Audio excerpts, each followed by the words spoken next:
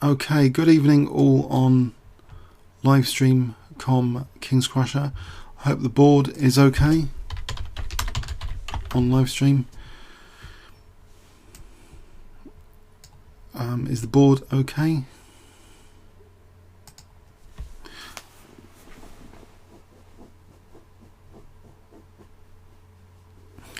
Okay, so I thought there's some decisive, exciting games from the London Classic not yet covered on my YouTube channel at youtube.com King's Crusher, which I urge you all to visit. Actually, there's quite a lot of videos each day. So I thought we could start off with this game. I thought we could go through Nakamura and Carlsen wins not yet covered actually on my YouTube channel in particular. So Nakamura playing white against Aronian. So this is quite an exciting treatment of the otherwise sometimes boring Queen's Gambit declined. As many of you are aware, actually, there's this. The news is out that Nakamura is without Kasparov now, as a kind of cooperation's over. So I don't know how that affected Nakamura in this tournament, but he did very well anyway. He came second overall in this tournament. Fantastic result for him. One of his best results ever in his career, perhaps. Okay, so D4 against Aronian. Who's usually a very super solid player. I was actually playing in London Classic FIDE Open, and that day I thought at one stage both Aronian and Carlsen were going to lose. So they were playing on the stage, and I thought, have I really interfered with their games that much? I was only watching them for a bit. I just suddenly realised they were both losing. I don't remember them losing that much recently, especially Aronian.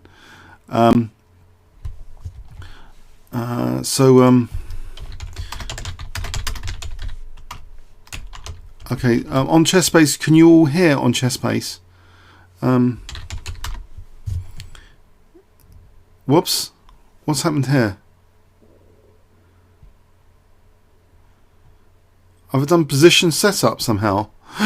Pardon me, pardon me. Can you all hear on ChessBase just to make sure? Sorry about that. I thought I've started this on ChessBase. If not, you press the play button.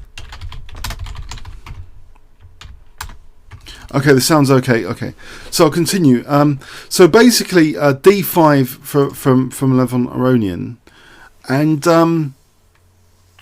okay, so C4 E6, and the Queen's Gambit decline is still hugely popular, even though the Queen's Bishop is locked in. It's still a viable alternative to the Slav defense, which doesn't block in that bishop. That bishop's still got scope in the dreaded Slav defense. So people still play it anyway. So knight c3, and then this bishop e7,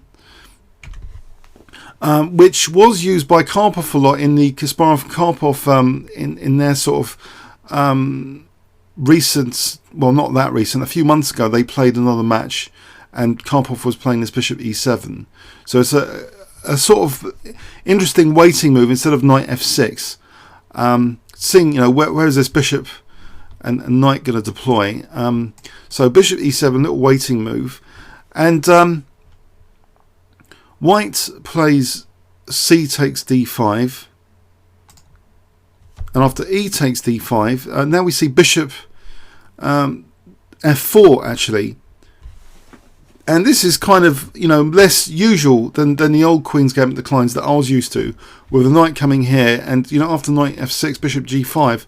So what's the point of bishop f4? Well, one point, as demonstrated also by Carlsen recently, is that white can sometimes try and castle queenside. Very exciting, but does it create loads of weaknesses on the queen side? So after c6, e3, white's intention is still perhaps to try and castle queenside, believe it or not, because note, he hasn't moved this knight yet. So after bishop f5, the knight finally moves, but not to the usual f3 square. It actually goes to e2. So it might target this bishop, which might have to go back to g6, pardon me, and then is the bishop a target later? Maybe h4, h5. So in fact this happened now. Knight g3, the bishop's targeted. And we see now bishop e2 now, not wanting bishop d3, which might relieve some of the tension in the position. After knight b6. Now interestingly, bishop e5, so moving a piece twice in the opening, not yet castling. So what is the idea? The idea is revealed now that the bishop is going to be targeted with h4, which reminds me of a bit of a barrier attack actually with this that I've had recently in the London Classic FIDE Open. So I played like this to play for h4, h5. So it looks quite exciting treatment of the Queen's Gambit declined so far. So what does black do against this threat of harassing the bishop? Well, h6 was played, and now white gains space with h5. The bishop goes back, and now the bishop is offered for exchange with bishop d3. After castles, the bishops come off. King takes, which allows this tempo gaining check. And white is free to castle queenside as well as kingside. But actually he plays knight f5. So basically on knight f5 there is pressure on g7 and h6. Bishop d6 is of course ruled out. And maybe, you know, rook h3 to g3 might be dangerous later. You never know, but h5 could be a problem. So knight c4. The knight's evicted. Sorry, the knight is attacking the bishop though. But Naka doesn't mind dynamically having double pawns. He invites the knight to take the bishop. So knight takes, d takes.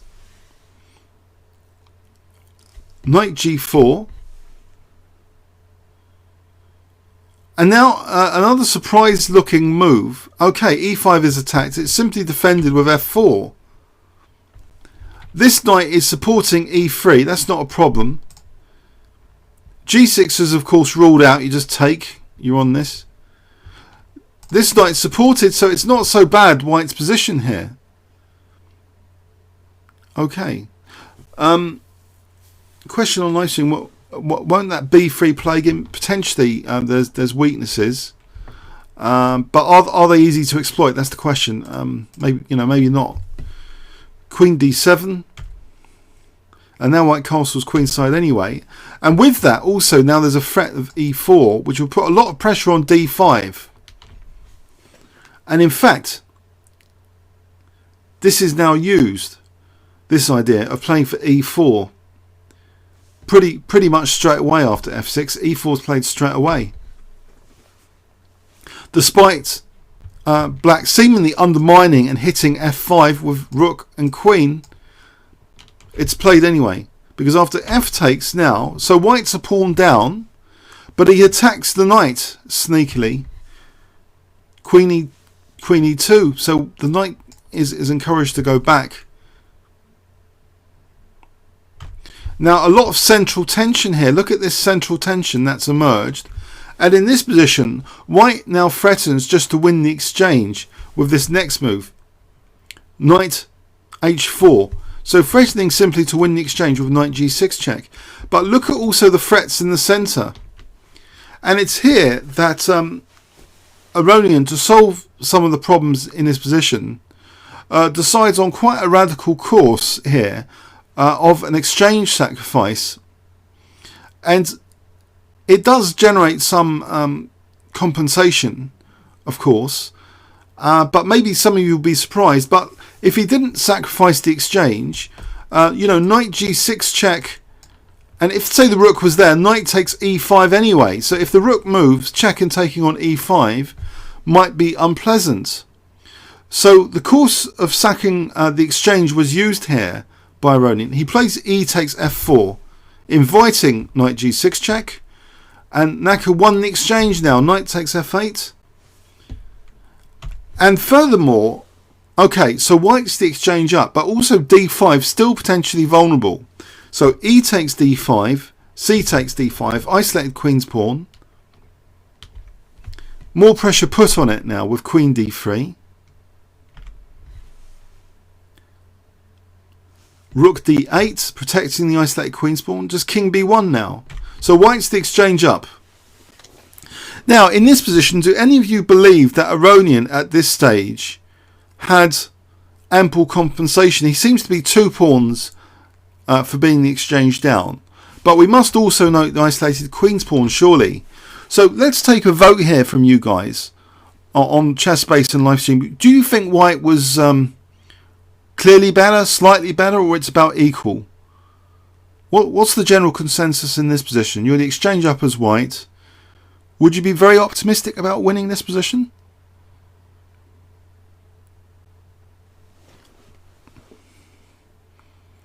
Jordan says equal. C47 says seems fine for black. Anyone on the ChessBase server awake looking at this position? So do you think white's better here, the exchange up for 2 pawns?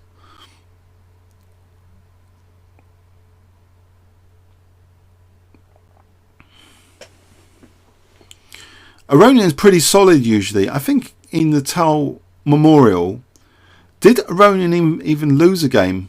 I don't even remember him losing a game in the Tau Memorial. He's been one of the most solid Super Grandmasters this year. So anyway, he plays bishop c5, which maybe has the intention of playing d4. Rook hf1. But also another intention is revealed, bishop e3, because now d4, and this bishop can be secured by 2 pawns here, which looks like a strong unit to aim for. But it's immediately undermined now. Naka plays g3, and after d4, just takes on f4. So it's only 1 pawn here for the exchange. So I'm not sure if this was erroneous, this idea of bishop c5 to e3. Queen e7. Now rook de1. So still pressure on the black position and a nasty pin, it seems. Black doesn't really want to take here, it seems. You know, queen takes e3. There's no dangerous check, I think. So rook d7. Now threatening, because the knight's protecting the rook, threatening d takes. Okay, so here white played knight d1, and knight d5, and it seems to be becoming clear that black is just the exchange down now. How many pawns? 1, 2, 3, 4, 5. White has 1, 2, 3, 4 just for a pawn, but is f4 a bit vulnerable? It's protected by the rook. The rooks seem okay. Rook c1, rook d8.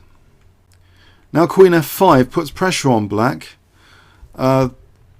So maybe rook c8 is on the cards to exchange off the rooks. Queen e8 stops actually rook c8. It's one of the things it does anyway. Rook fe1. Okay, so b6. And now Nakamura plays something I think some of us would be frightened about playing. He weakens his queen side where his king is. He plays a3. So he's going to maybe tuck his king on a2 or something. You say why b6? That's a good question. Maybe the knight is preparing to leave, and then if rook c7, you know, just a5. Possibly that's one reason, I guess. Because now after king b2 we see a5 anyway. Rook c4. As though maybe rook e4 might be on the cards, as well as doubling rooks maybe. Knight f6. Queen exchange offered. It's refused. But now pawn. So now it's equal on pawns. Black is clearly more the exchange down for not much here. And it's around about here I started watching the game actually on the stage in the auditorium. Aronian played b4. It seems I didn't understand where black's compensation was here. I thought this pawn might be snatched at some point, and then f4 might be vulnerable. Rook takes d4, and it was snatched here. But I remember Nakamura was confident here, and he sort of shook his head as though he'd worked it all out now after knight takes h5. I did think these pawns are kind of vulnerable, especially a5 to rook e5s, which would be a serious fork. And if this pawn can be got going, then black is in serious trouble here. So rook e5, offering f4. But does black have time really to do anything with these pawns if this pawn's a bit faster? So rook takes a5. Okay, attacking the queen. Queen d2. Keeps an eye on f2. Entry point. But what about queen f6? Well, the king's always got a2 now. g5, rook a6, check, queen e5,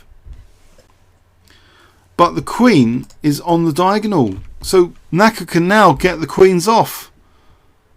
He plays queen b2, just getting the queens off. He was the exchange down, he was under pressure. So White's a pawn is pretty quick here as well, and now he's losing h6. Of course, it's all over, it seems. After rook d6, actually Aronian resigned. So what on earth happened in that game? It was supposedly a solid Queen's Gambit declined, but it was played in a very exciting, aggressive manner maybe from White. If we look at these moves, c6, what does this remind you of? This knight e2 business. Looks like a sort of Caro-Kann potentially, like variation when the bishop's being harassed, and then exchange. The advanced Caro-Kann variation has a similar theme, where you see h4, h5, the bishop going over here, and then White plays bishop d3. In that variation in the Caro-Kann. So it seems, this is interesting. Not too many weaknesses from White. Before, Nakamura's played this variation, pushing too many pawns maybe on the king side, and he lost to Grischuk recently with sort of an aggressive pawn storm on the king side, and he was completely gutted, I think, with that. But he's played here a bit more solidly as White, but still dynamically. With this b3, positively encouraging, double pawns. I don't know how many of us would be worried about this position, but it seems he's factored in, pressure on d5 is strong here in this position. And after f6, so this is the prelude to the exchange sacrifice. Because this f6 did weaken g6. It was already weakened by this. So without pawns there, g6 is now a major target tactically. So knight h4 is threatening nasty stuff. Knight g6 takes e5 as well as takes f8. So the exchange sack, that was the prelude to the exchange sack. And it seems black just got dismantled pretty soon, actually. So he was just clearly the exchange down pretty soon. Without too much compensation. Actually, this move did attack the pawn, by the way. If knight takes h5 here, this queen takes b6. Okay. So it was difficult for black, but he did take eventually. But now rook e5, fork. A pawn's a bit of a runner here. And this is a bit of a nasty move, actually, hitting, skewering, basically, stuff. So it's very difficult for black now. And he just lost. So that's how Aronian lost. So let's have a look at another decisive game from the Classic.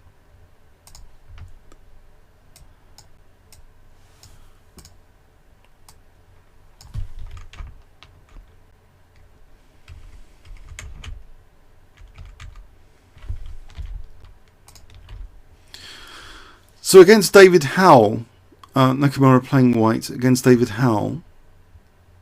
Okay, he plays the English opening c4, e5, knight c3, knight f6, g3. Black plays this as though he doesn't mind giving up the bishop to double the pawns or something. And in fact, he does give up the bishop straight off now with bishop takes c3. And not d takes c3, which might, control d5, but actually b takes c3, which has different implications that maybe, there's coordination later on b7. So knight c6, bishop g2. After castles, rook e8. And I seem to remember this is kind of Karpov, or is it Kasparov-Karpov territory in one of their World Championship matches. It seems to be familiar from those matches. Anyway, d3, e4. Now knight d4. Black takes on d3, and the structure is just about intact, but white does have this dark square bishop, which could be dangerous. Black takes on d4 and plays d5. The bishop for a moment goes seemingly to a passive square, bishop e3. h6. Now h3, as though maybe knight g4 was useful or going to be useful in the future, so it's stopped. White still has pressure, rook b1. He's going to be pressurizing the diagonal. d5, maybe queen b3 in the future on d5. So b6 looks a bit strange actually. b6, and okay, it's showing that this is pointless. But what about the c file now? What about cd? So actually rook c1 was played.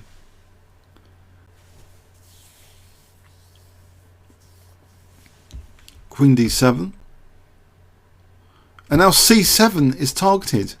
Bishop f4. Immediate threat. C takes d and, rook c7. Maybe. Bishop b7. Because, c takes d5, there's knight takes d5, protecting and attacking.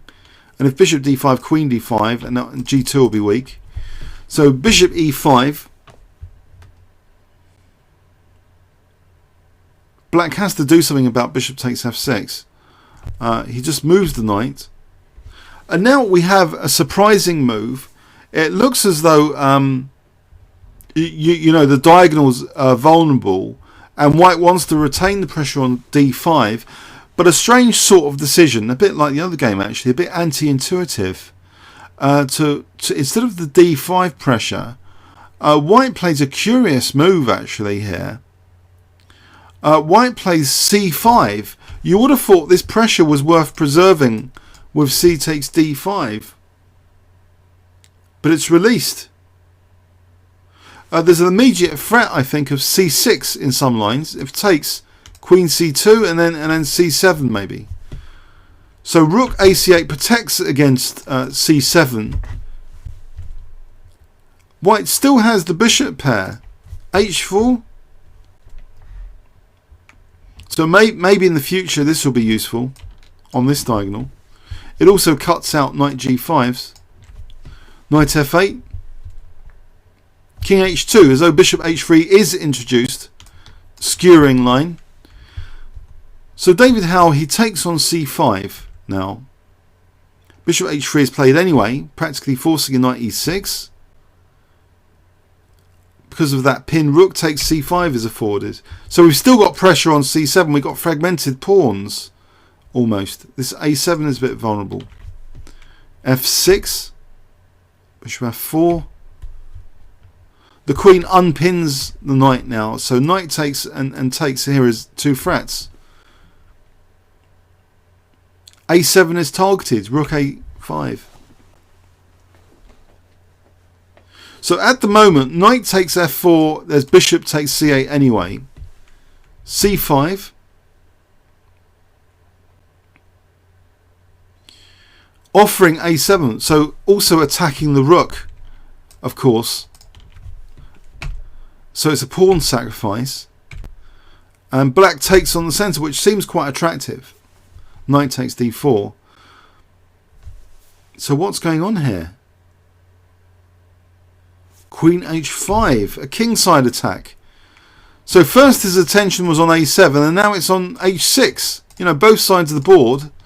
Maybe bishop takes h6 is on the cards all of a sudden. Queen c6 not only hitting a4, but also, you know, maybe f3 is vulnerable later. Maybe knight e2, d4 just on this diagonal. But the bishop's covering g2, that's not a big problem. Rook b1. Interesting, offering the rook. But then there's rook takes b7, and the queen will be threatening queen f7. So is that too dangerous? Not only that, rook takes g7, queen h6 looks like a disaster on the cards. Or bishop takes h6. A rook on the 7th striking at these squares seems very dangerous. So it wasn't accepted. Instead, rook a8. Couple of rooks come off. And now bishop g2. So d5 is a little bit vulnerable. But again, this threat of bishop h6 looks dangerous in some lines. There's also a threat of rook takes b7. Because bishop d5, you know, on the queen and then the bishop. So is black about to be dismantled? Black dares to play in this position. In the light of rook takes b7, black dares to play knight e6. Sorry, question. What Ironmus, wasn't bishop takes c8 possible? Sorry, where bishop takes c8? Pardon me. Here, bishop takes c8.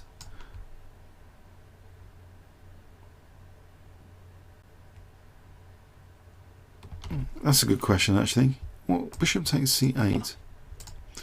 Does anyone have an answer for that? Bishop c8. Oh dear. That seems to be a good move, doesn't it?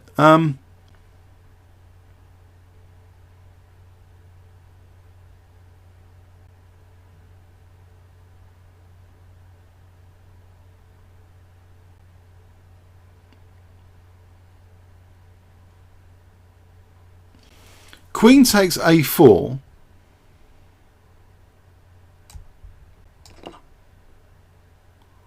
Isn't that bishop takes b7?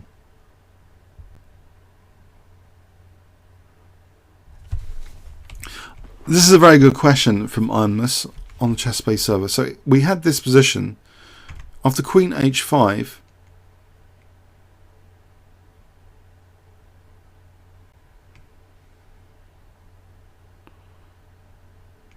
Or even here. Oh, there's two possibilities. Right, so here, rook b1 was played. So we're saying if bishop takes c8. Alright, let's try bishop takes c8. So there's a threat of queen a4, and there's a threat of queen e6 to h3. Maybe. Is this dangerous? So say you know the rook moved, isn't queen e6 really dangerous? Is that a possibility? Is that possibly? Do you think why White didn't want weaknesses on his king? Is that possible? Explanation. It rebounds on his king, it seems. Is that convincing enough to anyone? Everyone? Or anyone? Okay, I hope it's convincing. It's the only thing I can see why it wasn't taken. So instead, Nakamura, he went in just for rook b1. So he's ignoring that possibility of bishop takes c8. I think, well, it starts to get dangerous for white in that variation with queen g4, and there's still knight f3s and rook e2s. It starts to get dangerous. So Nakamura instead, you know, so an exchange of rooks, bishop g2. So there is a threat of rook b7. So knight e6, rook takes b7, sacrificing the exchange. So Nakamura wanted to be the one to sacrifice the exchange. And winning d5, exchange down, nasty pin, nasty skewer. This looks quite crushing, actually. So if he wanted to win the exchange match, he could, but he doesn't want to weaken his squares still. So instead, he puts the pressure on with bishop takes h6. Oh dear, bishop h6. So what is going on here? I suspect this is too dangerous to take here, because check, say here, check. This looks like horrible position. There's another pawn that can be taken soon. It looks too dangerous to take that. So instead, rook a6, bishop e3. These bishops look great. This one on d5 looks great. This is really dangerous. Rook d6, and now another tactical move from Naka, winning another pawn for the exchange, basically. So he's already got 2 pawns for the exchange. There's 5 pawns, so he's got 2 pawns for the exchange, and he wins yet another pawn now with bishop takes c5. Because if queen takes, then there's bishop takes e6 check, and queen takes queen. So another pawn is lost. 3 pawns for the exchange.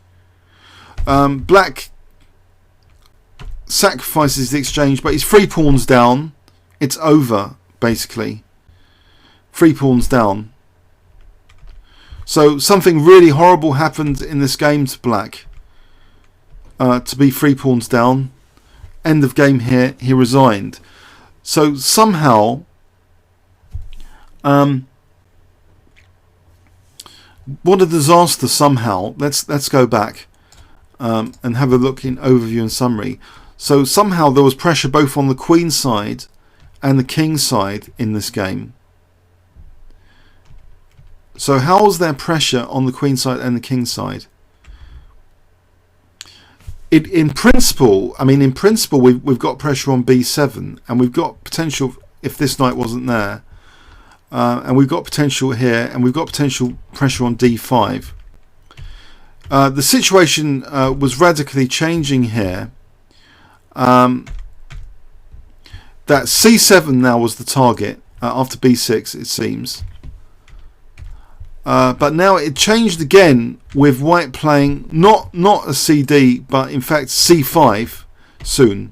So this c5 threatens c6, takes queen c2. You know, c7 was vulnerable, so it's protected. And now h4. Remember, white's now still got potential possibilities with queen h5. But it's interesting that also this diagonal is very useful, because that bishop's over there. This bishop is improved on this diagonal here with king h2. So white seems to be better here. This is a dominating bishop at the moment. Maybe better than that knight. White's got access to h5. Takes bishop h3, and we saw rook c5. And it looks strange that white's playing on the queen side for a7 when later h6 becomes an issue. So f6, bishop f4. So there's weaknesses. Look at all these weaknesses. Like in the Aronian game, it seems Nakamura likes light square weaknesses. That is a signal of disaster, these light square weaknesses. So here, there's another question as well about knight takes f4. Is that any good? You know, maybe takes and then rook g1. I don't know if that's dangerous, because there's always queen h5 or queen g4. So c5, rook takes a7, queen b6, rook a4. The knight visually looks good on d4, and this exchange sat being offered, but it could rebound on white. So queen h5 introduces all of a sudden, you know, pressure on d5 and h6. Queen c6. The rook is attacked. It doesn't move. It's just offered tactically with rook b1. If the rook ever gets on the 7th rank, these are key squares: f7, h7, bishop h6. So we instead get an exchange of rooks. And now look, there's so many pressure points after bishop g2. b7's a pressure point, d5, h6. There's 3 major pressure points here. So black seems to have a very passive position.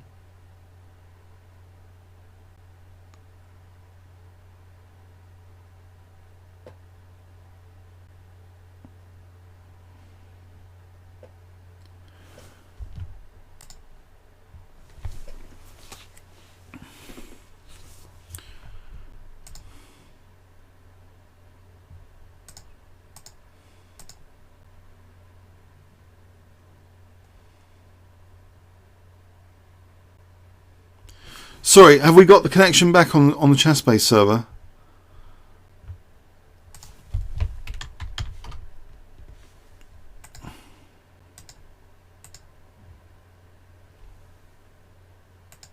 Hi there, sorry, any sound?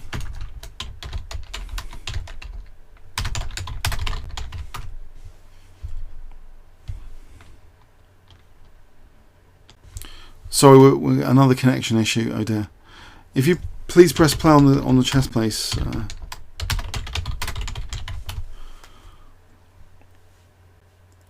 Do you have audio back on the ChessBase server? I'm having really terrible internet. I might have to change location if this for next week if this internet keeps on being absolutely terrible. Is the audio back?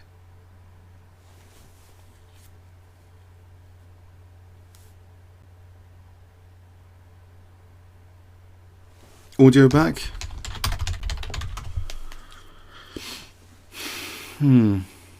Oh dear.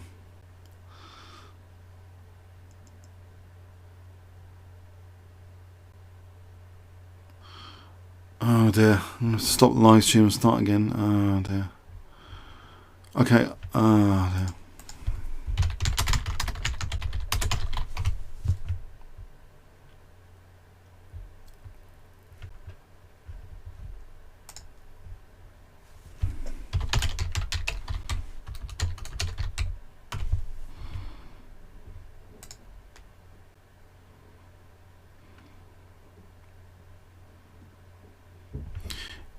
Is the audio back now? Audio back now?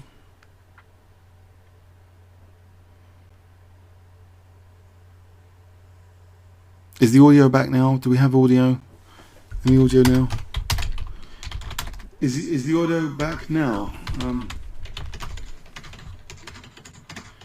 Audio back now?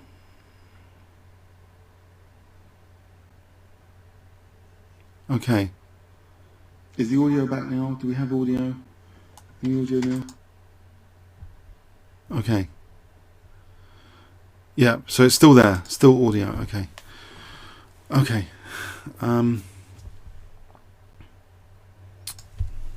Okay now. Sorry about this.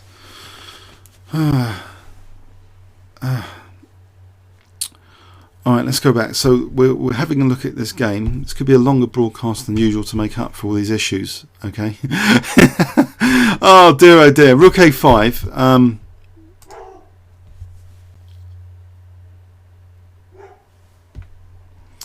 Okay, c5. So we have some pressure points. This queen can come in to h5.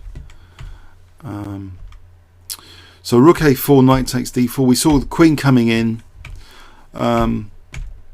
Pressure points everywhere. Now b7, d5 coming up. So it's a lot of pressure for black to handle all these pressure points. Knight e6, and now the exchange sack, which is so devastating. It immediately wins a pawn for the exchange. And now it's going to be 2 pawns for the exchange. 2 pawns for the exchange. And also a threat of queen g6, queen g7 mate. So horrible. Rook a6. And simply bishop e3, just striking at c5. Winning another pawn. So 3 pawns for the exchange. It's all over. The exchange is given back. Neat little trick, you know, queen c5, queen takes e6. It's all over here. So a nice win from Nakamura again after d4. Okay, let's look at another game if we can. I'm really sorry about the technical issues tonight, by the way. Another game. Okay.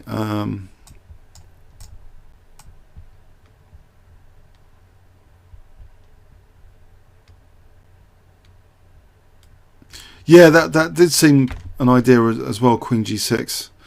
Maybe bishop e3 was a simple way of winning as well.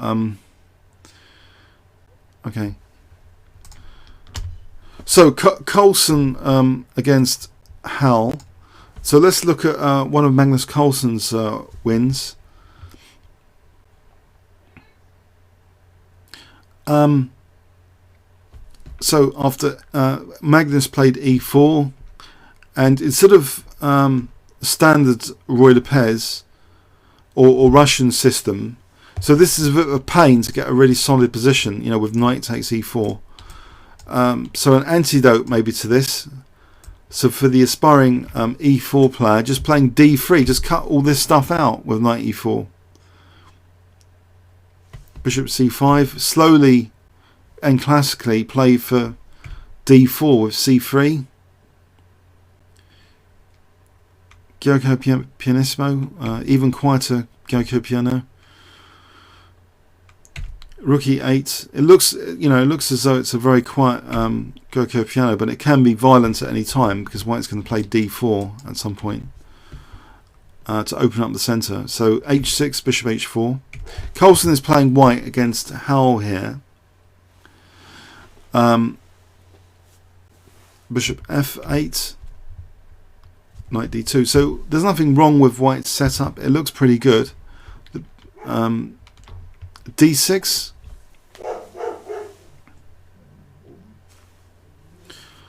And d4. Okay. Center is changing, evolving here. After e takes d4, knight takes d4. Bit of pressure on c6 here. Okay. Bishop d7. White doubles the black pawns now with knight takes c6 and plays just bishop d3, supporting his center. And now you see there's also, you know, maybe f4 later and e5 maybe. It looks as though White has potential for an attacking position here after bishop d3. And in fact this is exactly what he's played, because this rook hasn't moved yet. It hasn't moved, so it supports the f pawn. So in fact f4 now, with seemingly dangerous, you know, break in the centre could occur. Interestingly, after queen b8, Magnus voluntarily gives up the dark square bishop to accelerate this break in the centre. Now remember, black structurally has these pawns, so if he did sack a pawn here, we'd have more exposed double pawns. And this is exactly what happened. He not only gives up the dark square bishop, he sacrifices this pawn, which deprives black of the e5 square, and he's threatening knight takes f6. And look at the fragmentation of the pawns. So it looks like the kind of pawn sacrifice which you see sometimes thematically in the Benoni defense, where you know, in the Benoni defense black has e-file pressure, and sometimes you play e5 and play f5 after. So you get all the benefits of e5. You get the e4 square, and you deprive black of the e5 square. You squash black's e-file pressure. So queen takes b2, and now simply f5, which leaves numerous threats. The knight is doing a good job. It's protecting c3, but knight f6. This stuff looks all pretty dangerous to the black king. Rook ed8. Okay. Bishop c4. It looks as though there's a menacing threat of queen h5 just simply on here. There's also this threat all the time, knight f6. So bishop e8, protecting f7 in advance. Queen h5 anyway. So there could be a threat of queen g6 and knight f6 here, or just knight f6 and queen g6, because there's a pin on f7. Rook d6, protecting f6. Rook ab1. Queen c2. Is this dynamic play or what? This is the beauty of chess. What Magnus has sacrificed here so far. He's playing like Tal or something. He's sacrificed 2 pawns. If he doesn't want to give up his knight even, because it would seal the pawn structure, and then d5. So he keeps that beautiful knight on e4. He plays queen g4. Okay. The king tries to get out of the way with king f8. And now a quiet move, just 2 pawns down, but with beautiful pieces. This beautiful knight, beautiful bishop, passive bishops here.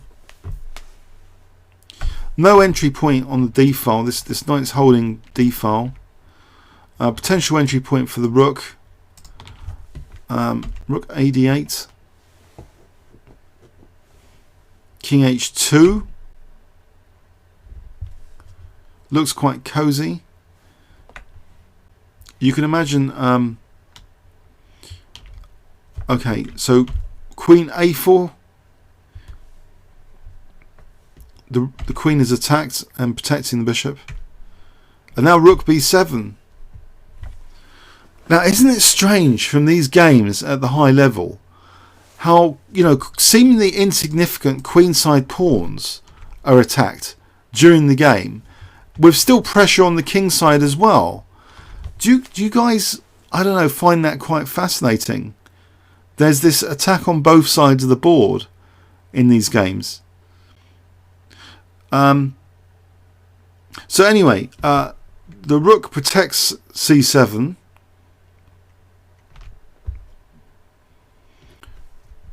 Queen f3. And I don't know, is this now preparing knight takes f6? The queen's protecting c3, so the knight maybe is ready for knight takes f6. Queen a4, harassing the bishop again. Queen e2, protecting the bishop.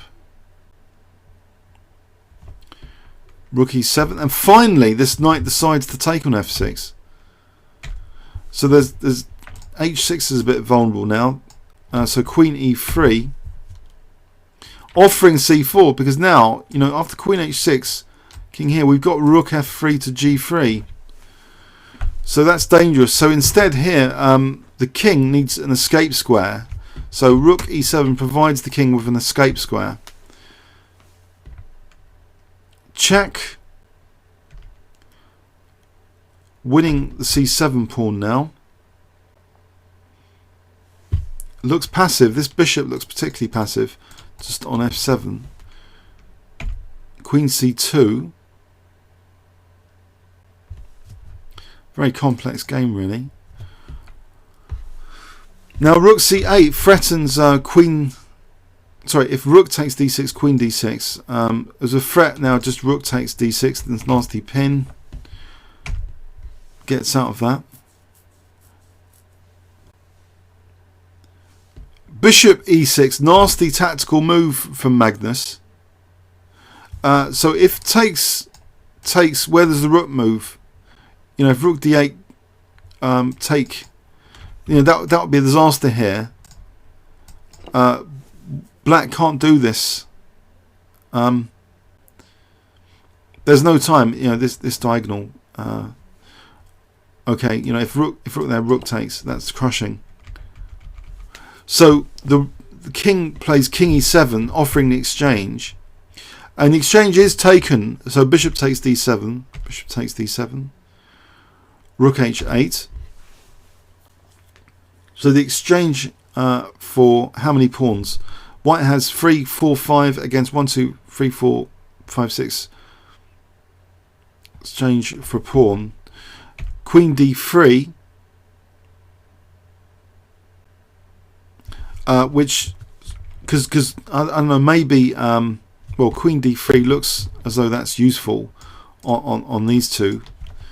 Rook f3, kicking the queen. Queen d5, winning another pawn. e4, as though maybe, you know, queen e5 check is going to be useful, and maybe, you know, maybe the rook can come down. Queen b8. The check was played. Rook g3, and here mysteriously, actually, David Howell resigned, and people were wondering why. It was premature. There are serious threats, maybe, in this position. You know, queen f8 is one such serious threat, threatening mate. But I think in this position, the king could be given the escape square e6 if queen takes f5, for example. Or is this the wrong move? This could be the wrong move. It might have been bishop f5. Is queen takes f5 possible, guys? Is the win that easy after queen takes f5? What do you guys think of this position? Queen takes f5.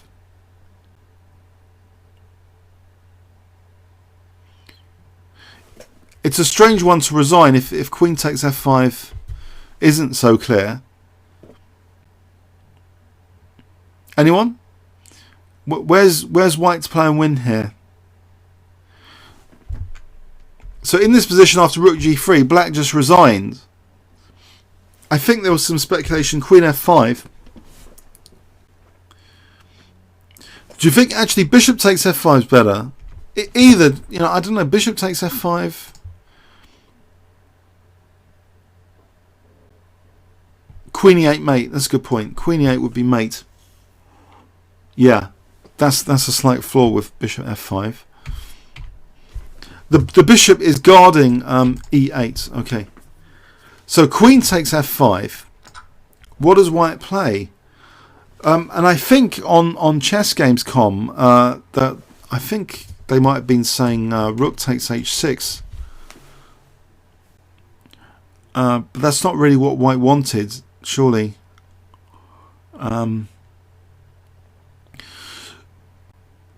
But White is technically better. I think engine analysts did work out White was winning here, but it's not like a quick mate or anything, you know, because the king, you know, it's say check, then king e6. Oh right, thank you Mo83. In the press conference, David Howell said he missed queen takes f5. Okay, and so there were actually 2 games in the tournament. He seemed to resign prematurely. Because in the game versus Kramnik, there was also queen f1 check in the final position, but he only had like a few seconds left, about 2 seconds left or something. So in this one, it seems to be almost a premature resignation. I think he trusts these guys because he's like at university. He's only like part-time at the moment, and maybe he trusts these guys and gives them a little bit too much respect. I don't know, but he resigned maybe prematurely here if queen takes f5 was an available resource. But you know, he's not like them. He's at university, I think now. David Howell, I think. So let's quickly review this game. So d3. So if we're all worried about this rock solid defense, what about d3? Has this game convinced all of you that this is the way forward against the Russian system? If you want to play e4 and you don't want to play Kramnik's draw system, d3. What about that? Yeah? There was one London Classic, I didn't want to go into this Russian system against an IM, John Cox. He'd written a book about the Russian system. But d3. Slowly play it like the old Gioco Pianissimo. Pianissimo. C3, why not? White still has a nagging edge. But what was interesting was the dynamism that White displayed of first doubling the pawns and then playing for this pawn sack in the centre with f4 and e5 and giving up voluntarily the dark square bishop as well, establishing a beautiful knight on c5, fragmenting Black's pawn structure and playing for f5 with long-term attacking prospects. With f5, this bishop's cut out of the game and having to defend f7 later. So this bishop was good on this diagonal. The scene is set for this bishop to be miserable, this bishop to be good on the diagonal. And the queen, you know, very aggressive. Knight f6 is all the time needed to be calculated. The exchange offered, but you know, White doesn't want to do that because d5 will come up with good, you know, compensation. The pressure is just kept on Black all the time, taking time to put the king a bit cozy on h2 if he wants like later for this, and pressure on the queen side. Okay, sorry, why bishop a, not bishop e6? Sorry, the pawn was on here to stop. Okay, we'll just go back to that in a sec. So White has a lot of pressure, it seems, on the king side, and Black made escape plans for the king pretty soon, or had to, but he lost the exchange and he prematurely resigned. Basically, he prematurely resigned when he had queen takes f5. So the question here on by Gurav was why on move 19 bishop e8. On move 19 there wasn't bishop e6, Gurav. The pawn here. Oh, I see, on the queen, right.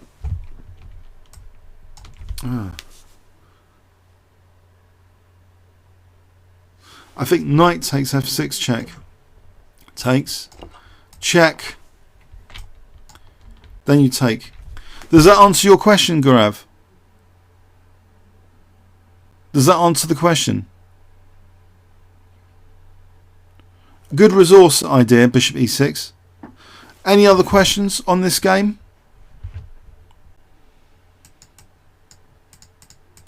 Any other questions? Should we go on to another game?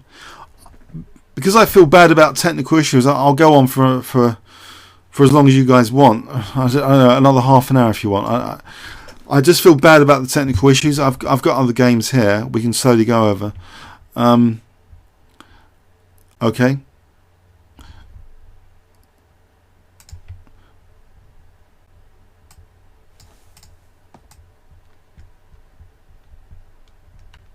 So let's load another game.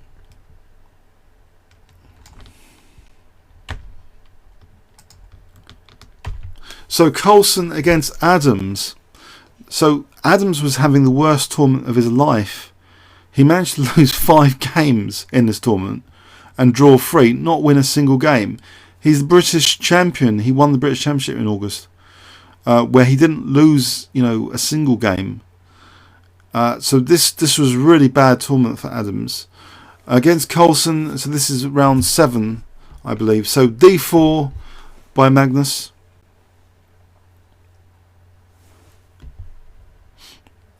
Knight f6, c4 e6, solid like Nimzowinjian choice. So Magnus is not playing into this Queen's engine. He plays actually knight c3, inviting Nimzovich's system in full blast. Bishop b4, knight f3, b6. Magnus plays just queen c2 here now. If unchallenged, you know, e4. So bishop b7, restraining e4. Looks pretty classical stuff. a3 takes, and now d5. So it looks fairly solid for Black so far. You might think, well, you know, what about knight e4? I think just queen c2, then later e3, bishop d3. Okay. So d5 was chosen. C takes d5. Queen takes d5, offering c7. But it's a strong gambit in this position. It's avoided by Magnus. e3. Doesn't want to give black too much counterplay. Knight bd7. And this bishop looks potentially bad. You know, it's got a lot of pawns on dark squares. But he plays b4 as though the bishop might be useful in the future on this diagonal. b4. Also maybe against c5. You know, b5. c5 will be en passant. Potentially. But actually b5 wasn't played. Bishop b2 was played. a5. Bishop d3. Adams took on b4 and exchanged off a pair of rooks. Queen a2, and now Magnus Carlsen to protect the bishop. Now, has black got nice pressure on these two squares? He plays knight d5. Nice knight, surely. Queen goes back to a strange square. I don't know how many of you guys, but it's the only move, isn't it? Because these guys are forked. So where does the queen move back? Where? Without losing b4. Has to move back to e1, but he's blocked in his own rook. But it does the job for a moment. Queen e1. Okay. Now, does it strike any of you as strange here, black's next move, that this bishop is currently blocked in by the pawn? Just intuitively, now these super GMs, I don't know what goes on in their head, but intuitively, doesn't c5 invite this bishop to be stretched on the diagonal if d takes c5? Would you guys think intuitively c5 is a bad idea here? Anyone? Would you play c5 as black here? Strange. I find a little bit strange. c5. He's just liberated this bishop on a seemingly dangerous diagonal. So d takes c5. B takes c5. Okay, what has he gained for that? b5.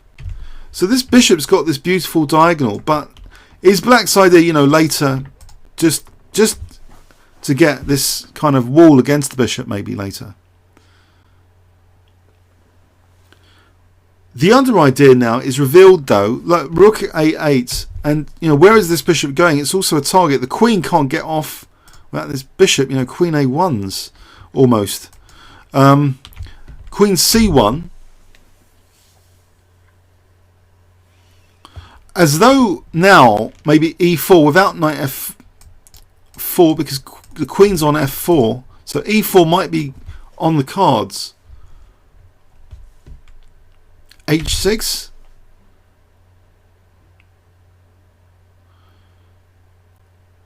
Okay. Now it seems as though e4. What's wrong with e4? In this position, h3 was played. Does anyone know what's wrong with e4 here? Is that just a terrible move all round? Maybe just...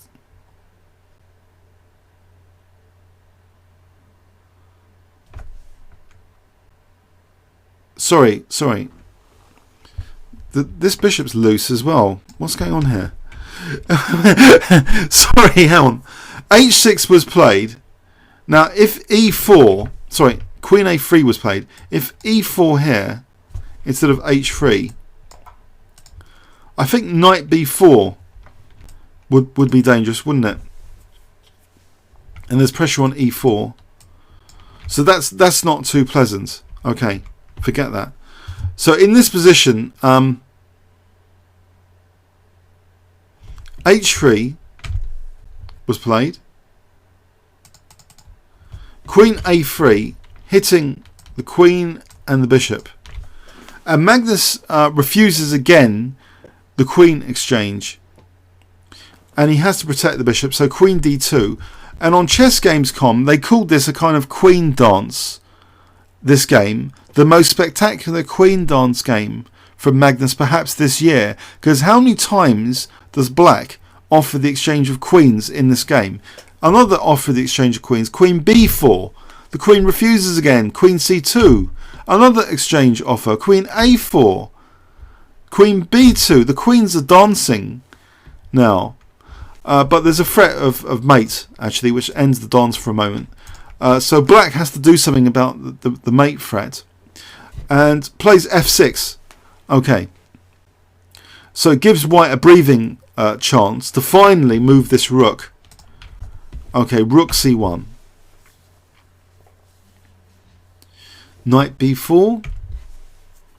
The bishop simply goes to e2. And now another strange kind of decision. As if Adams is not really caring about the bishops here.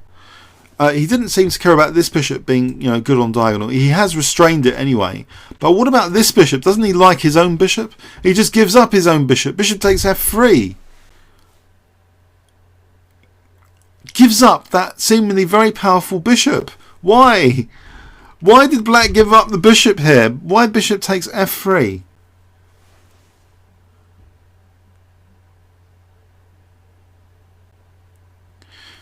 Is it, if bishop takes f3, queen takes b5?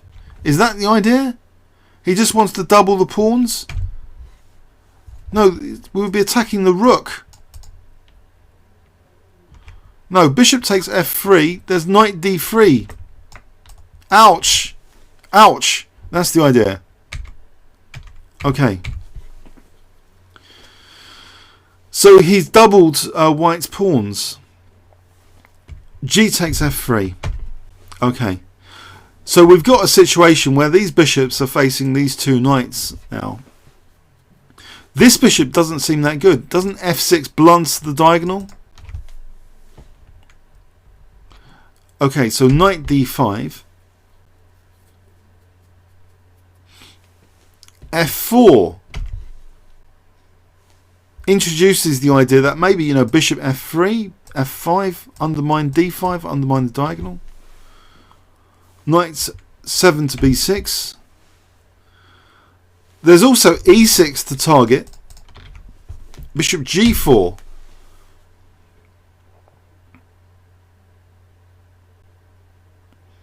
Okay, the king comes in to protect e6.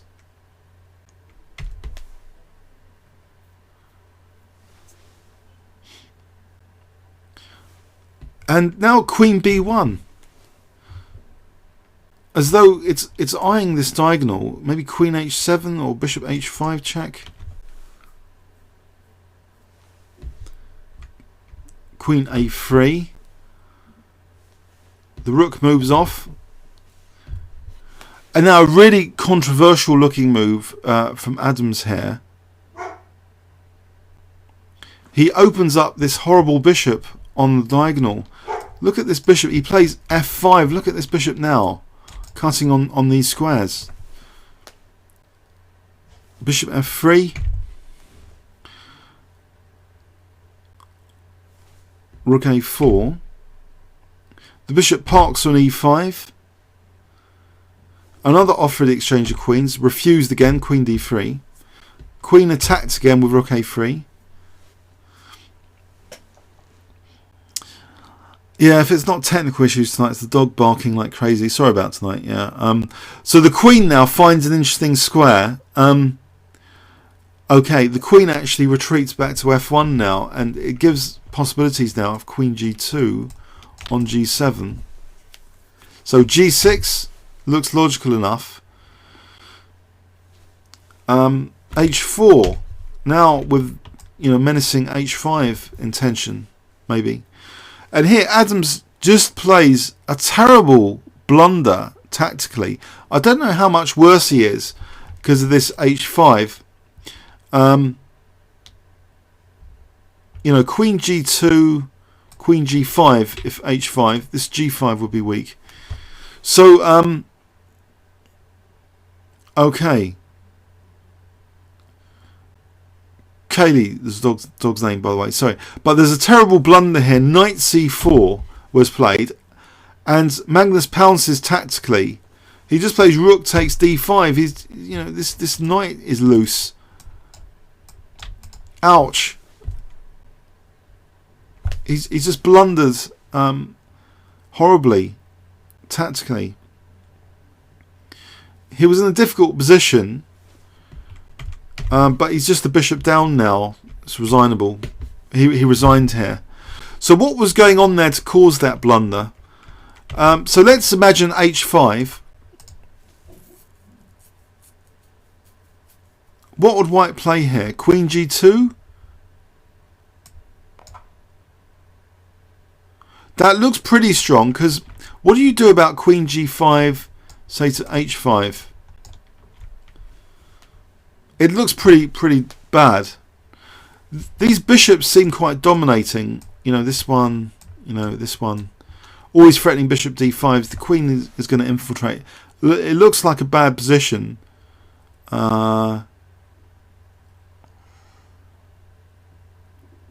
Okay. If knight d7 here, I think again, you know, rook d5 is looking devastating.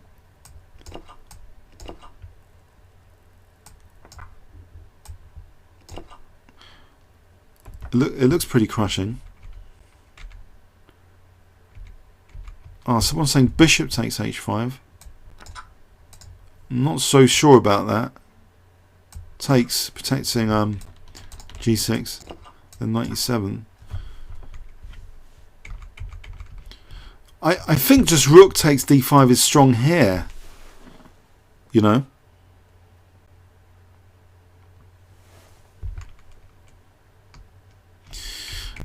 So let's quickly look in overview and summary in this game.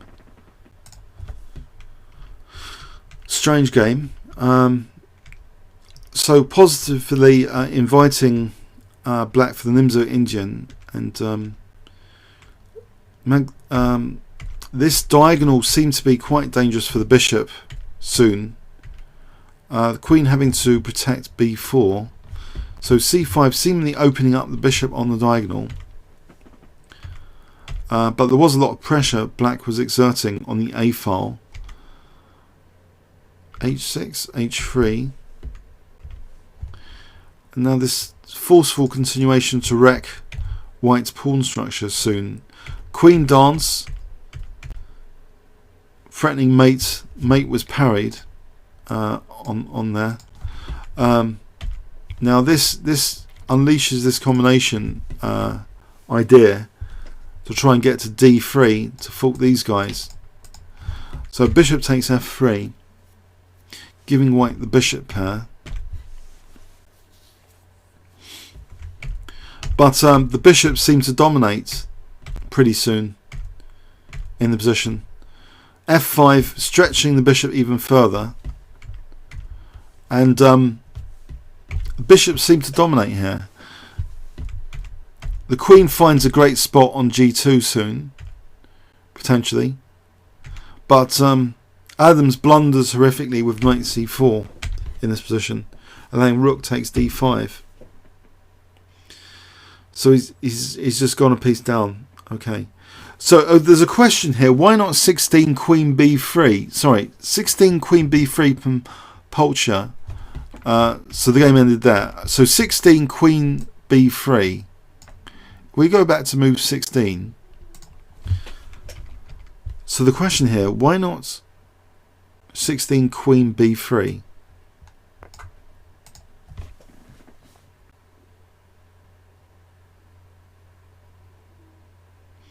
That seems like an annoying move. So you're attacking the bishop and b4.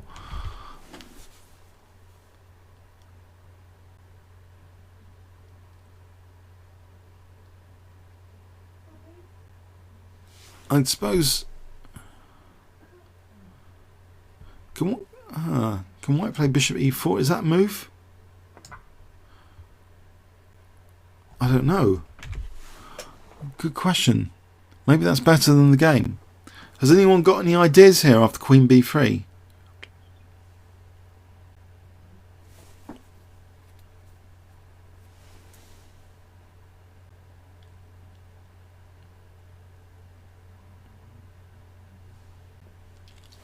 But Magnus didn't want the exchange of queens, so I would hesitate to suggest queen b1. But possibly. But he didn't want the exchange of queens earlier. Do you think he would have gone for this here?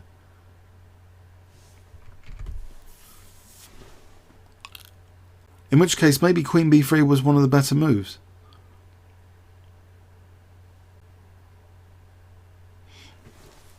That's a good question, got to say. Another question, why not 35, perhaps queen b1 and then later b5? So on move 35, alright, let's go back to move 35. So h4 was played.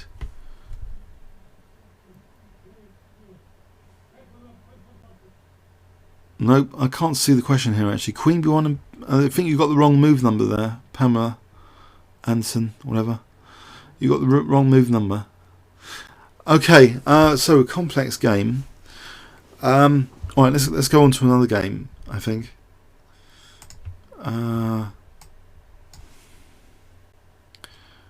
Okay. I'll load up another game.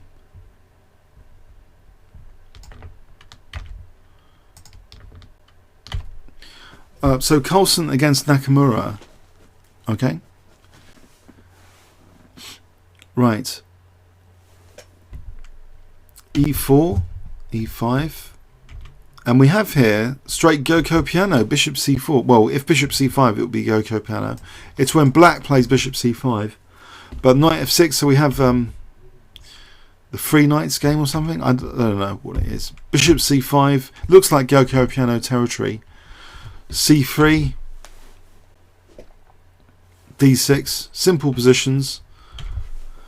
Now this is the kind of position you might see in school chess with bishop c4, because it targets the old f7 weakness. Bishop b3, a6, knight d2, bishop a7. Now instead of castling, actually, nice little maneuver, knight f1, to maybe go to e3 or g3 straight off the bat. Knight f1. After h6, knight g3. And sometimes we're seeing these knights are quite dangerous, for like f5 and bishop h6s. They're quite dangerous sometimes, these two knights. I've seen the game recently where black had knights on here and struck with bishop h3 later. So it's a dangerous combination sometimes. These knights are ready to pounce. Castles, bishop e6. h3. Queen d7, as though, maybe bishop h3 is on the cards. Bishop e3 is not really on the cards. He's ready to defend that. It's not a threat here, actually. If bishop h3 here, White just plays knight h2. That stops any knight g4s. Well, no, bishop e3. Hang on. Whoops. sorry. Oh dear. Why did I go into this? So what would happen here then? I'll give you guys this as a quiz. Knight e7 was played here. So what would happen if black played bishop takes h3? What would you do as white here?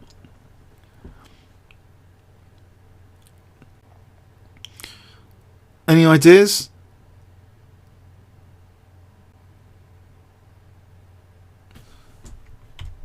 Queen takes h3, maybe just taking here first. And now the idea works much better, knight h2. Okay. Convinced? That would be unsound. Okay. So knight e7. So black returns the compliment. He wants to get the knights like this, pretty. Knight h4, knight g6. The knight pounces to f5. f5 is challenged with knight e7. Exchange of knights. Exchange of bishops. Has white got anything from the opening? He plays f4. So he likes his f4s in this tournament. It looks nice, playing for f4. Kingside attack, F-file pressure. Looks nice. But black plays on the queen side now. C5 playing on the queen side. B5 gaining space. I think black was doing okay at this stage. Gaining space on the queen side. Threatening maybe B4 as though structural damage might occur. But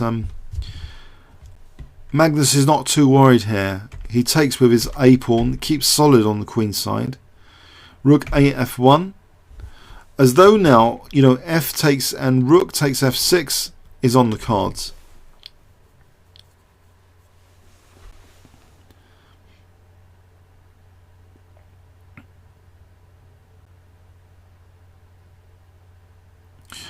Cubit, I think H2 wasn't a problem. There was a note on F3, by the way. After take on C3, Naka takes on F4 and gets rid of the possibility of the exchange sack by playing knight H7. But white extends the centre now, D4, getting two nice pawns in the centre. Queen G5. And again, this King H2, we've seen this before from Magnus. This King's kind of cozy here. Knight F6.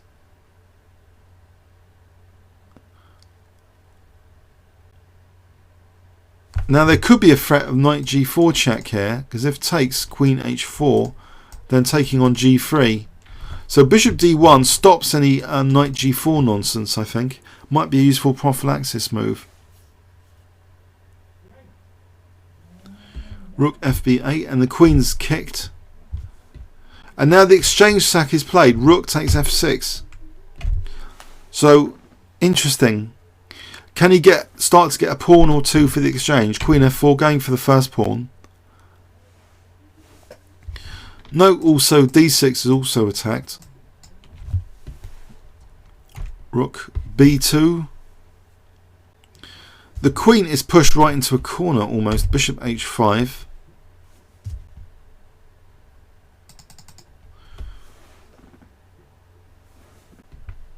Queen G7. Bishop F3. So, okay, D6 is still on. Rook A8. Looks as though Naka is tempting for E5, you know, attacking the rook. But Magnus doesn't do that. He doesn't play E5. Well, anyway, there's D takes, F takes, and the queen's attacked. So D5, okay, kicking the bishop back. I think this was a blunder.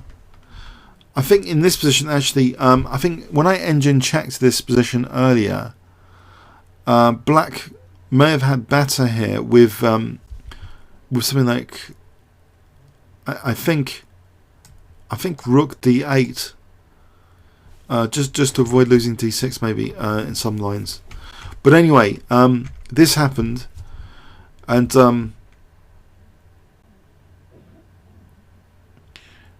Knight H5, he's going to win another pawn for the exchange soon. He does win a pawn for the exchange, and it looks really dangerous.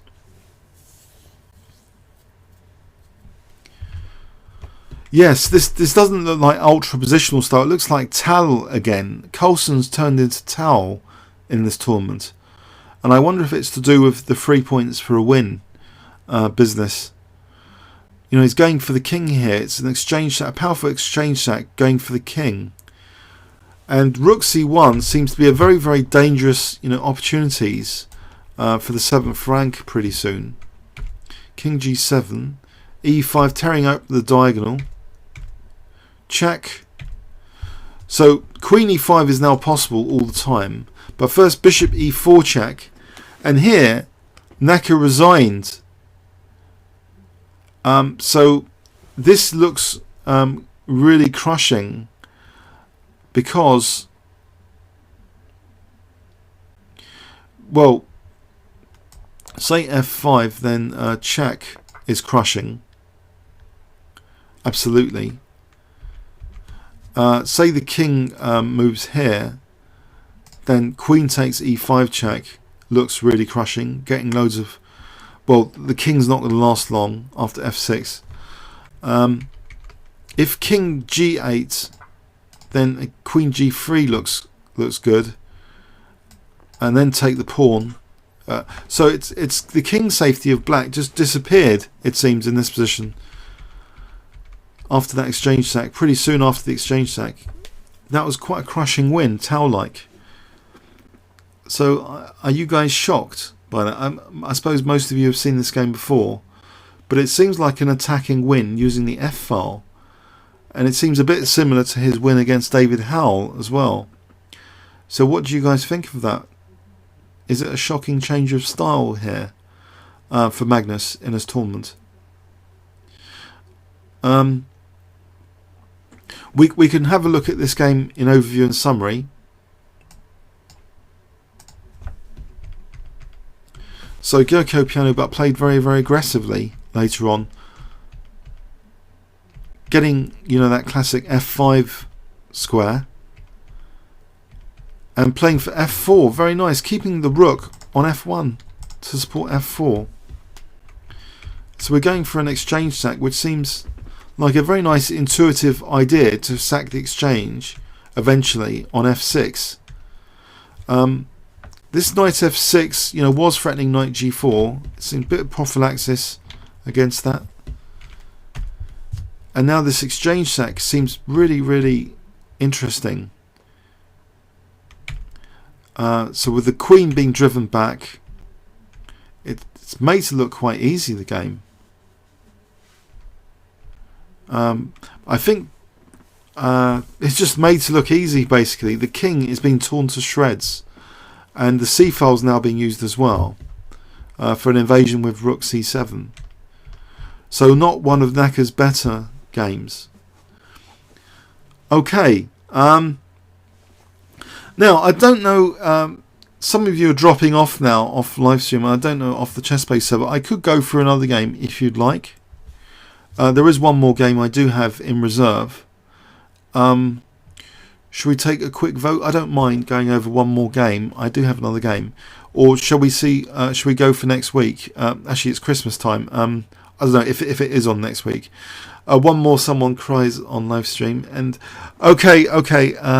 Shall we do one more game on ChessBase? I put it to a vote. One more game or next week? Okay, yeah. Okay, I'm not. Okay, let's go for one more game that I've got noted down. Okay, it's another win, but it's a different player to them. It's Nigel Short losing to Luke McShane. And I thought it was interesting because it was a King's Gambit gone wrong.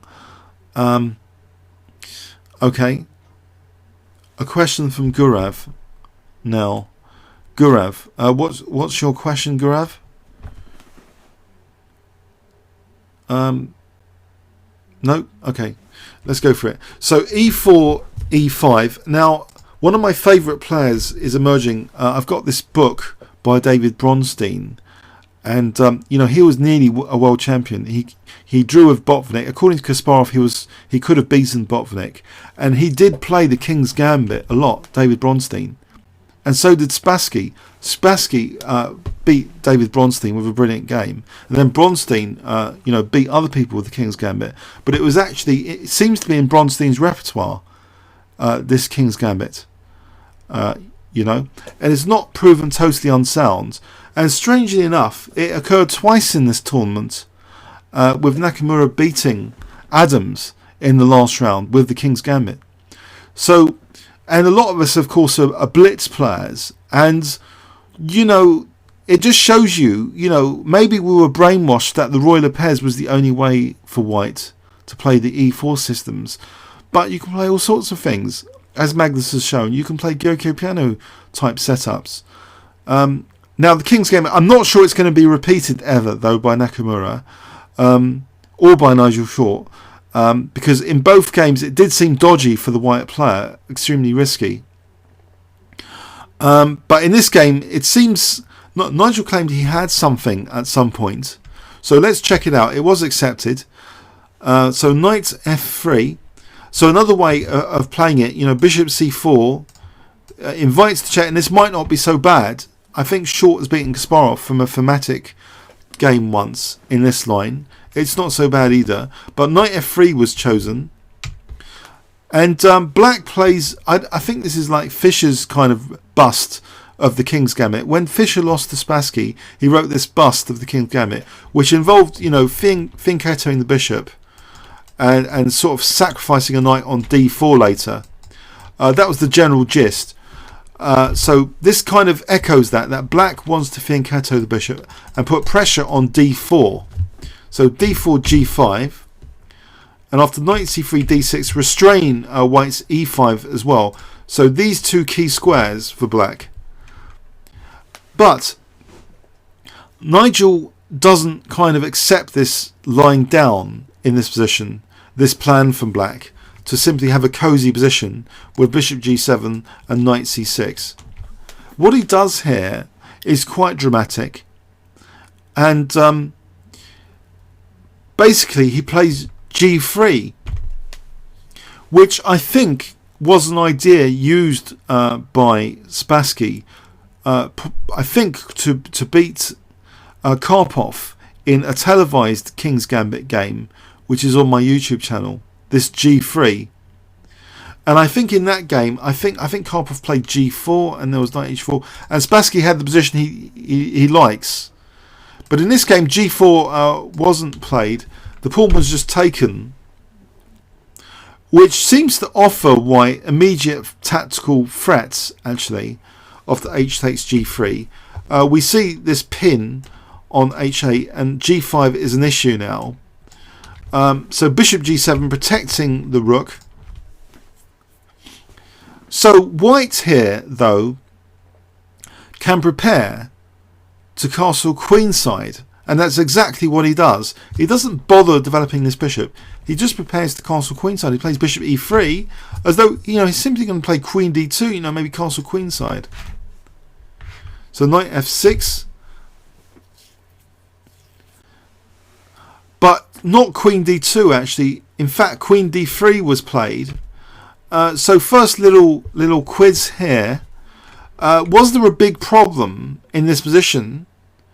If white had played queen d2, is that any good? Does anyone know? Queen d2 here.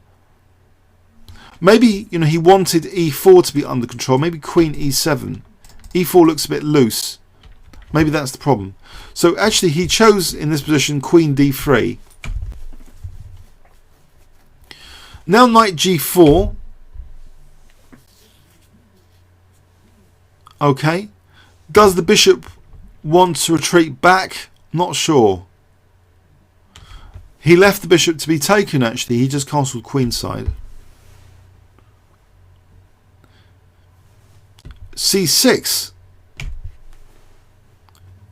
Okay. So black is not yet daring to castle kingside because, you know, there is pressure on these two pawns. So white now played rook e1, and I think Nigel gave a reason for this. I think I saw some of Nigel's commentary actually because I was at the London Classic. I think one problem with e5, it's answerable with bishop f5. Queen takes, knight takes, nasty.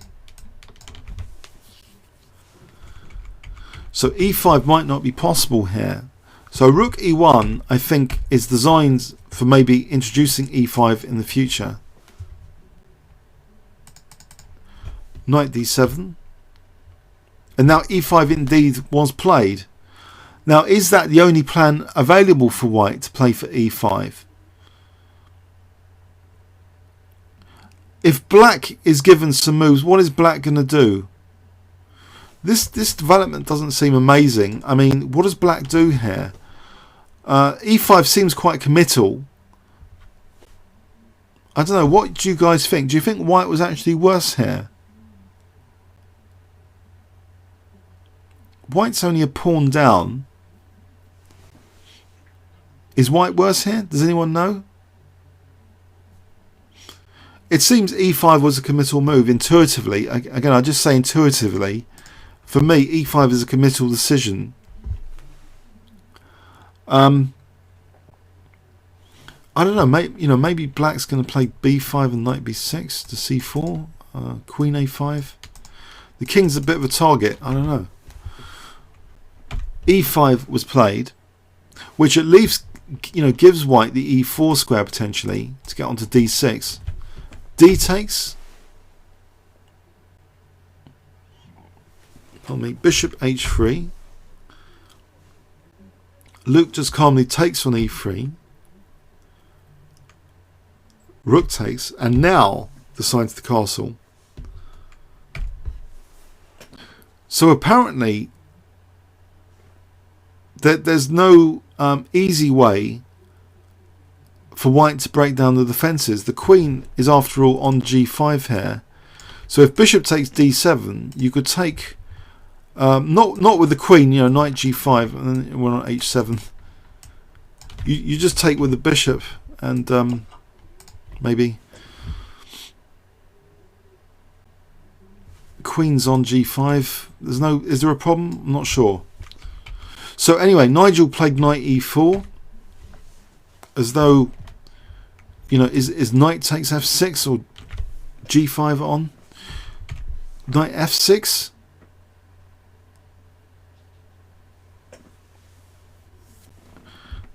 Bishops are eyeing each other now. Bishop takes c8. But instead of the ordinary capture of the bishop, in fact, black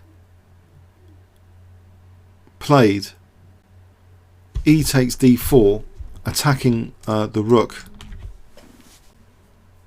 which I think Nigel was annoyed by. I don't think he saw anything concrete here, and he felt he was getting the worst position.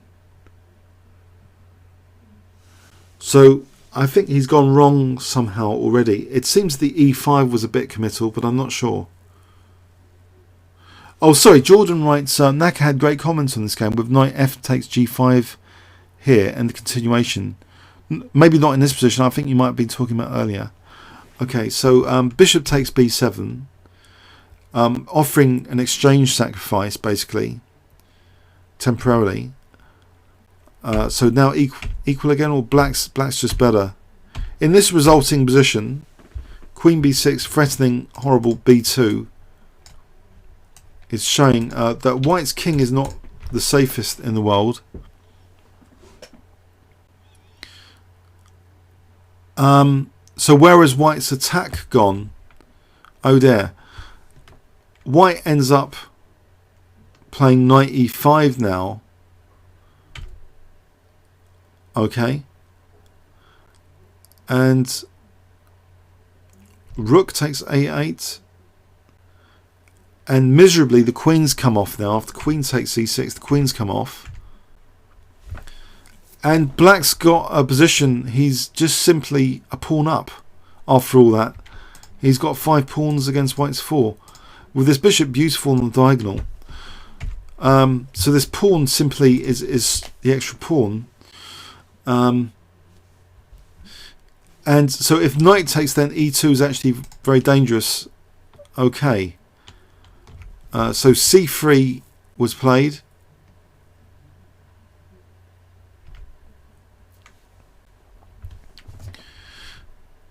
Rook e6.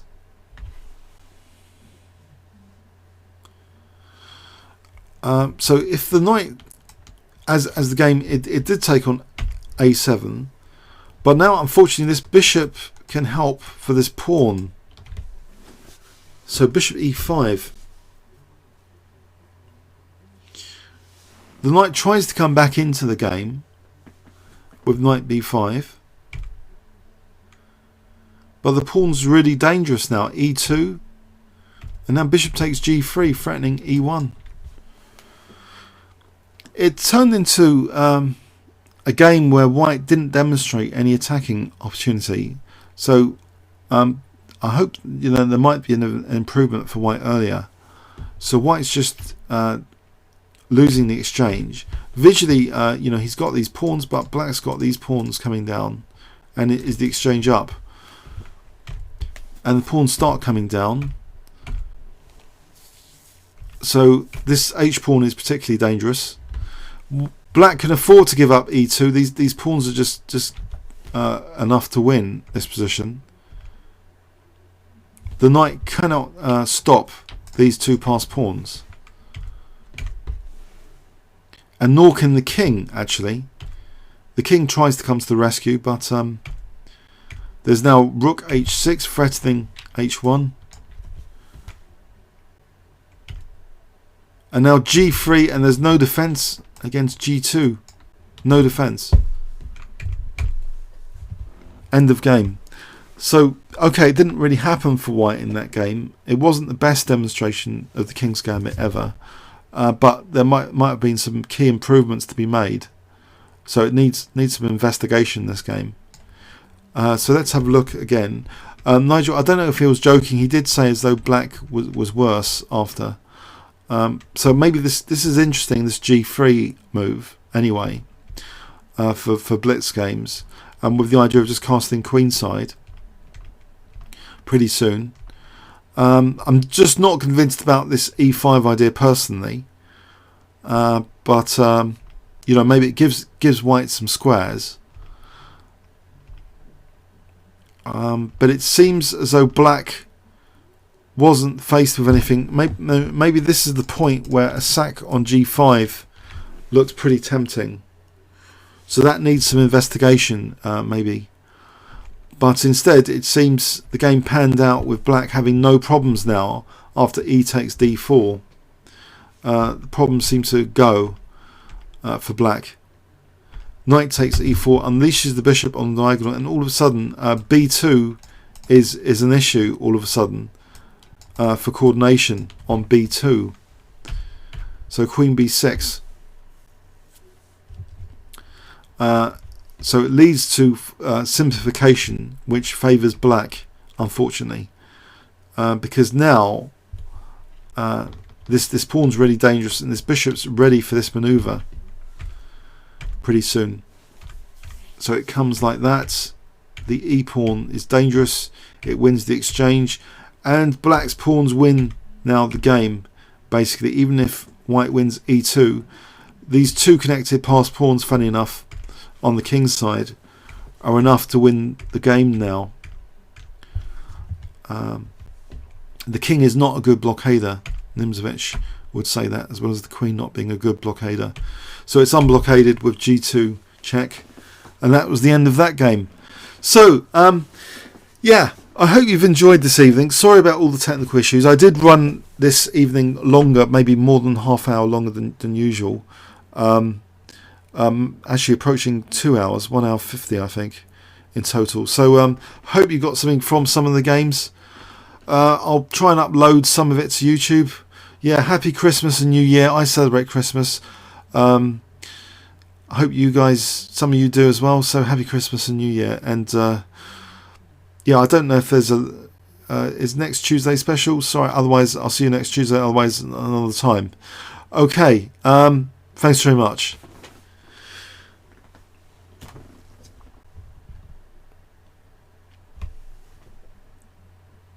Okay, thanks so much. I'm going to be switching off live stream now. Thanks.